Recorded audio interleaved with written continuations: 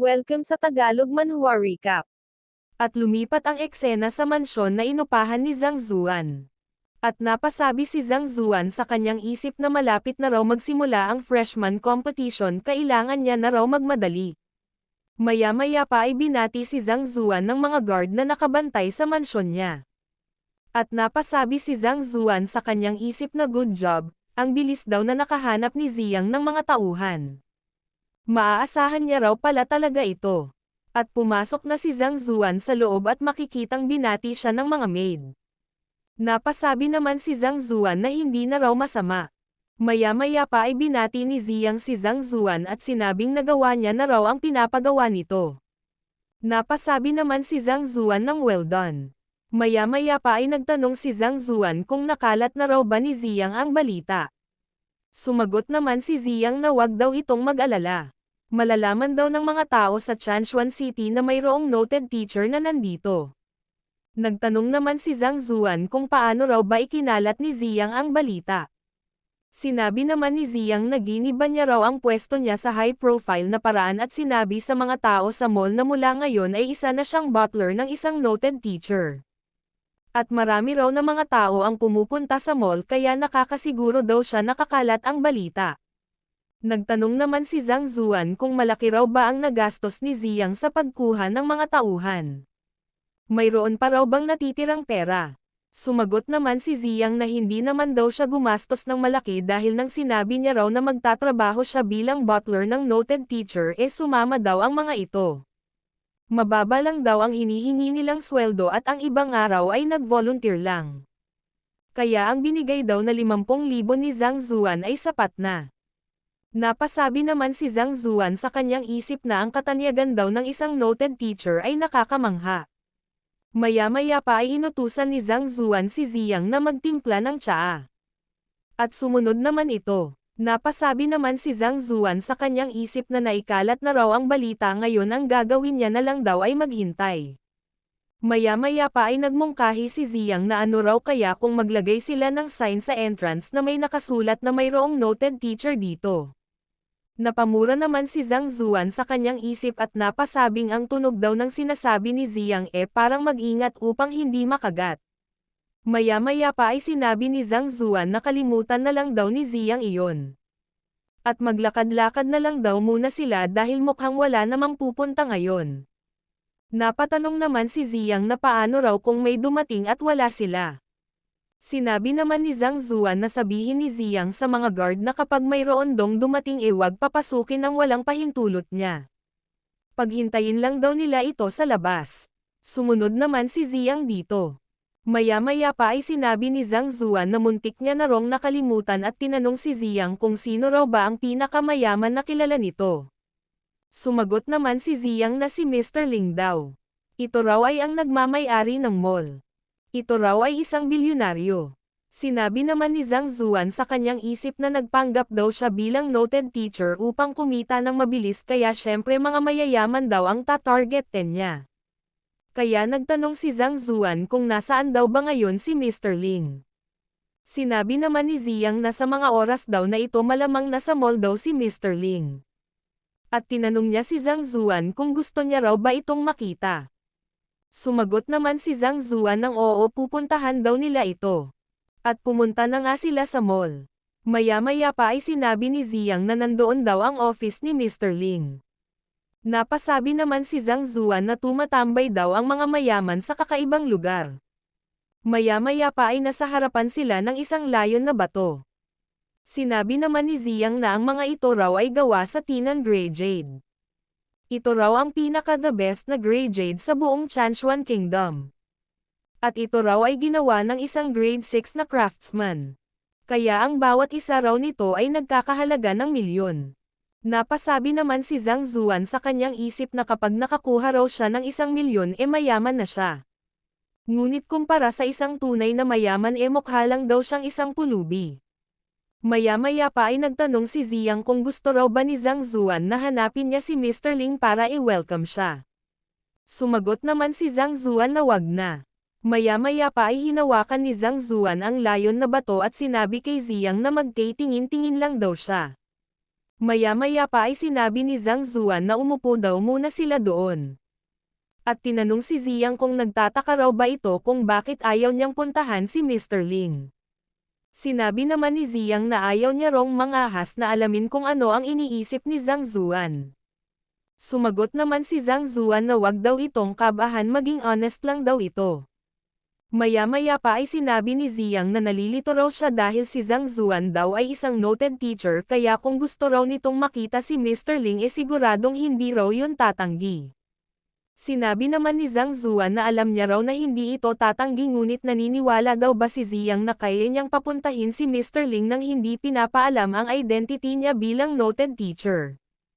At napasabi si Zhang Zuan sa kanyang isip na madedegrade daw ang status ng isang noted teacher kapag siya mismo ang gumawa ng initiative na makipagkita kay Mr. Ling na isa lamang merchant.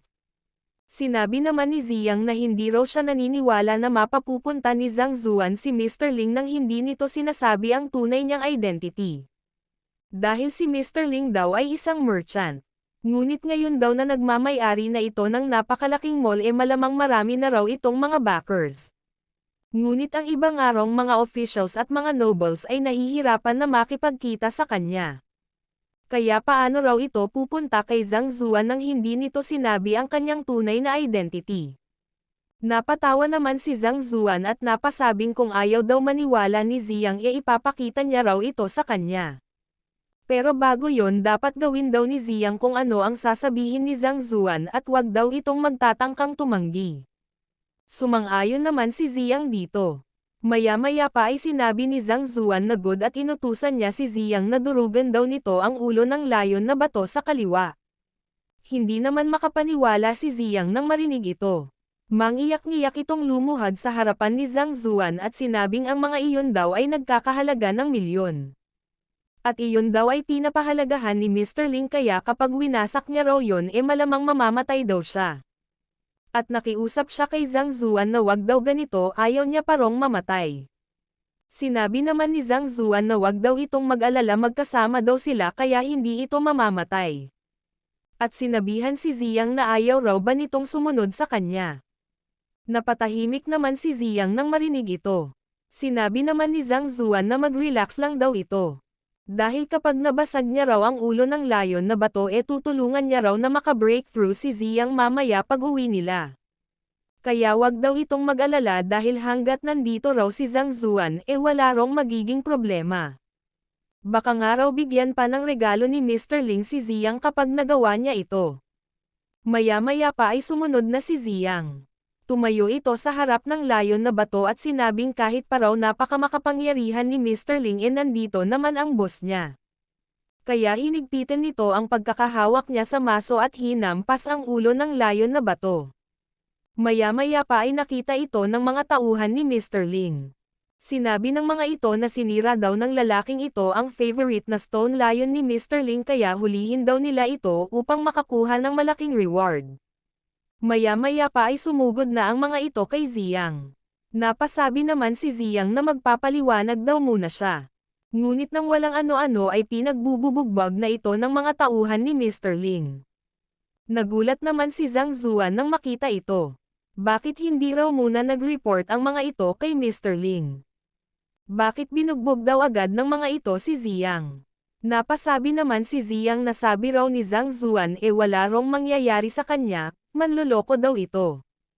Napaisip naman si Zhang Zuan na kung pupunta raw siya doon baka mabugbog lang din siya. Kaya mas mabuti raw na magtanga-tangahan na lang daw muna siya sa ngayon. Maya-maya pa ay pinatigil ni Mr. Ling ang mga tauhan niya at tinanong kung ano raw ba ang nangyayari. Sinabi naman ng isa na nagpapatrol daw sila nang bigla nilang nakita na winasak daw ng ignoranteng ito ang Lionstone.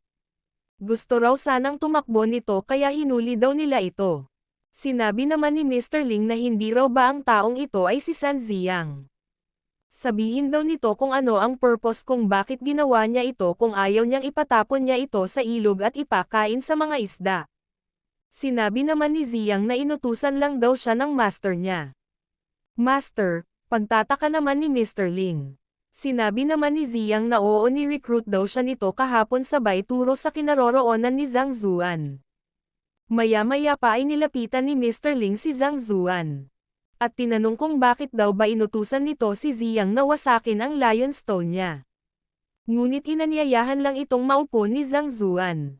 Kaya umupo si Mr. Ling at tinanong ang pangalan ng ating bida. At bakit daw nito inutusan si Ziyang na sirain ang kanyang Lion Stone. Ngunit nagbuhos lang ng tsaa sa baso si Zhang Zuan at ininom ito. At inilagay sa mesa. Dinagdag pa ni Mr. Ling na gusto niya rong makarinig ng magandang paliwanag. Maya-maya pa ay sinabi ni Ziyang kay Zhang Zuan na ang tao raw na ito ay ang nagmamay-ari ng mall na ito na si Mr. Ling. Maya-maya pa ay tinanong ni Zhang Zuan si Mr. Ling kung ayos lang daw ba ang pamilya nito. Na siya namang ikinagalit ni Mr. Ling. Nagulat naman ang mga tauhan dito. At napasabi naman si Ziyang sa kanyang isip na inutusan daw siya ni Zhang Zuan na basagin ang Lion Stone tapos ngayon naman ay nagawa pa nitong i-curse ang pamilya ni Mr. Ling. Lahat daw ba talaga ng noted teacher mahilig maghanap ng thrill? Galit namang nagtanong si Mr. Ling kung ano raw ba ang ibig sabihin ni Zhang Zuan. Napasabi naman si Zhang Zuan sa kanyang isip na bakit daw ba ang agresibo ni Mr. Ling hindi raw ba nito nakuha ang ibig niyang sabihin. Maya-maya pa ay humingi ng tawad si Zhang Zuan sa pagiging bastos daw niya. Ang ibig niya lang dong sabihin kamusta na raw ba ang pamilya ni Mr. Ling. Sinabi naman ni Mr. Ling na wala na rong pakialam si Zhang Zuan dito. Sinabi naman ni Zhang Zuan na akala niya raw makakaligtas siya ng buhay ngayon ngunit dahil sinabi daw ni Mr. Ling na wala na siyang pakialam doon kakalimutan niya na lang daw iyon. Napatanong naman si Mr. Ling na ano raw ba ang ibig sabihin ni Zhang Zuan. Sinabi naman ni Zhang Zuan na wala. Gusto niya lang dong sabihin na ang Southern Green Jade daw ay isang magandang materyales. Ang pagsuot daw dito ay nakakapagpalusog. Ito raw ay nagpo-promote ng magandang blood circulation at nakakapagpa-smooth ng meridians. Ganun pa man, ang Southern Blood Jade daw ay iba. Nilalamon daw nito ang vitality ng isang tao upang ito ay mag-evolve. Ang masamang dulot raw ay maaaring ma-ignore ng mga martial artists na nasa level 7 na ng Chi formation. Ngunit ibang usapan na raw pagdating sa mga ordinaryong tao. At kung tama raw si Zhang Zuan, ang araw-araw daw na close contact rito ay nakakapagdulot ng masama sa mga ordinaryong tao at nadadala ito sa bahay. Kaya sa tingin daw ni Zhang Zuan mayroon dong nagkasakit ng malubha sa pamamahay ni Mr. Ling at maaari daw ito mamatay anumang oras. Yun lang daw ang ibig niyang sabihin at sinabihan si Ziyang na aalis na raw sila. Napatahimik naman si Mr. Ling sa kanyang mga narinig. At makikitang ang umalis na sila. At maya-maya pa ay pinigilan sila ni Mr. Ling. At sinabing ang ibig daw bang sabihin ni Zhang Zuan na ang Lion Stone na ito ay hindi gawa sa Southern Green Jade. Sa halip ito raw ay gawa sa Southern Blood Jade na siyang naging dahilan upang magkasakit si Euro. Sinabi naman ni Zhang Zuan na ang asawa daw ni Mr. Ling ay isa lamang ordinaryong tao. Ito raw ay isa lamang level 2 na martial artist hindi raw ba? Nagulat naman ang dalawa rito. Nagtanong naman si Mr. Ling na paano raw ba nalaman ni Zhang Zuan na si Euro ay asawa niya. At paano rin daw nito nalaman ang cultivation niya.